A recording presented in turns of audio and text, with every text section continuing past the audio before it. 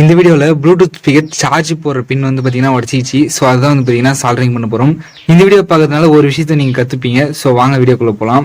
First வந்து பார்த்தீங்கன்னா இந்த CY611 இந்த மாடல் ஸ்பீக்கர் வந்து பார்த்தீங்கன்னா எப்படி கழட்டுறது அப்படின்னா, இந்த மாடல் இருக்கிறது எல்லாமே வந்து பார்த்தீங்கன்னா ஃப்ரண்ட்டில் தான் வந்து பார்த்தீங்கன்னா கழட்டணும்.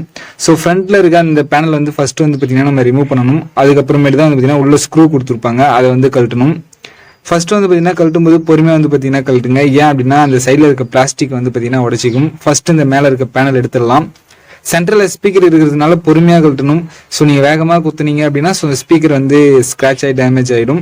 ஸோ 4 ஸ்க்ரூவையும் வந்து பார்த்தீங்கன்னா 1 by 1 வந்து பார்த்தீங்கன்னா கழட்டிக்கலாம். இதுக்கப்புறம் வந்து பார்த்தீங்கன்னா பேக் சைட்லேருந்து தான் வந்து பார்த்தீங்கன்னா ஓப்பன் பண்ணுற மாதிரி கொடுத்துருக்காங்க. ஸோ பேக் சைட்லேருந்து வந்து பார்த்தீங்கன்னா ஓப்பன் பண்ணலாம். இதில் வந்து பார்த்தீங்கன்னா நார்மலாக வந்து நீங்கள் எடுக்கும்போது பொறுமையாக வந்து பார்த்தீங்கன்னா எடுக்கணும். ஏன் அப்படின்னா இந்த FM ஆண்டனா வந்து பார்த்தீங்கன்னா டைட்டாக வந்து இருக்கும். ஸோ அதனால பிச்சுக்கிறதுக்கு வாய்ப்பு இருக்குது. பொறுமையாக வந்து பார்த்தீங்கன்னா எடுத்துக்கோங்க. ஸோ கீழே லைட்ஸ் வந்து பார்த்தீங்கன்னா கொடுத்துருப்பாங்க, அதை எடுக்கும்போது அதையும் வந்து பொறுமையாக எடுக்கணும். ஏன்னா அந்த ஒயர் வந்து பார்த்தீங்கன்னா கட் ஆகிடும். இதுக்கப்புறம் வந்து பார்த்தீங்கன்னா அந்த உள்ள இருக்க பின் உள்ளதான் வந்து பார்த்தீங்கன்னா உடச்சின்னு இருக்கு. ஸோ அதுதான் வந்து பார்த்தீங்கன்னா சால்டரிங் பண்ணி ஒர்க் ஆகுதா ஒர்க் ஆகலையா அப்படின்ட்டு வந்து பார்த்தீங்கன்னா பார்க்க போகிறோம்.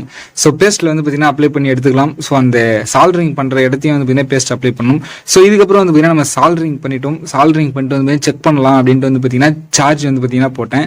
பட் சார்ஜ் வந்து பார்த்தீங்கன்னா ஒர்க் ஆச்சு. ஸோ அதனால வந்து பார்த்தீங்கன்னா நான் ஃபுல் பாடி வந்து பார்த்தீங்கன்னா லாக் பண்ணிட்டேன். ஸோ அதுக்கப்புறம் வந்து பார்த்தீங்கன்னா ஃபுல் பாடி லாக் பண்ணிட்டு நான் போட்டேன். அதுக்கப்புறம் சார்ஜ் வந்து பார்த்தீங்கன்னா ஏறலை. என்னடா அப்படின்னு பார்த்தீங்க அப்படின்னா மறுபடியும் பின் வந்து பார்த்தீங்கன்னா எடுத்துன்னு இருக்கு.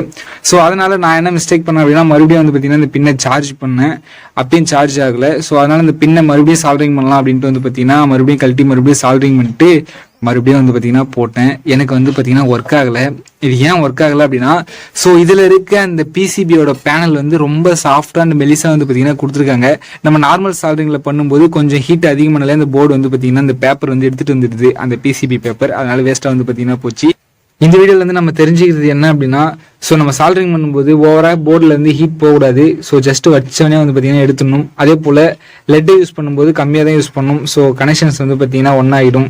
ஸோ இந்த வீடியோ பார்த்துருப்பீங்க, இந்த ஒரு விஷயத்தை நீங்கள் தெரிஞ்சுன்னு இருப்பீங்க. ஸோ இந்த வீடியோ பிடிச்சிருந்தா லைக், ஷேர், சப்ஸ்கிரைப் எல்லாம் பண்ணுங்கள். தேங்க்யூ ஃபார் வாட்சிங்.